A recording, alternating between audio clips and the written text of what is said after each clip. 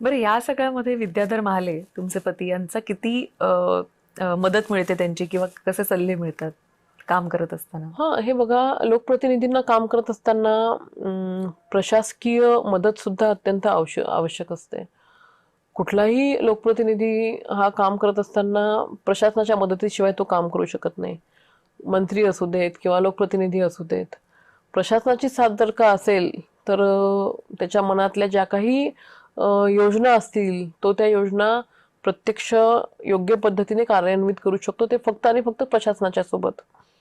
आता इथे माझे पतीच प्रशासकीय अधिकारी असल्यामुळे नक्कीच एक ॲडिशनल मला फायदा त्या ठिकाणी झालेला आहे, डे वन पासून झालेला आहे आणि भविष्यामध्येही तो होणार आहे.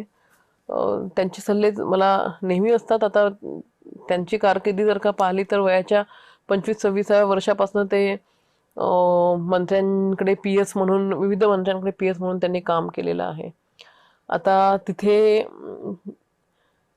ते पीएस म्हणून जेव्हा काम करतात तर तो जो मंत्री आहे तो मंत्री त्या पोझिशनला येण्यासाठी त्याने संघर्ष केलेला असतो. संघर्षातून तो मंत्री झालेला आहे किंवा लीडर ऑफ ऑपोजिशन त्या ठिकाणी झालेला आहे.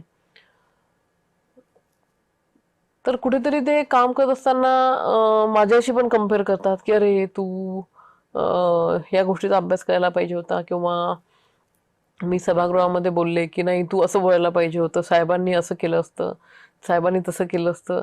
कधी ते कंपॅरिझन पण होते. ठीक आहे, आता त्यांना तेवढा अनुभव आहे, त्या अनुभवातून ते बोलतात.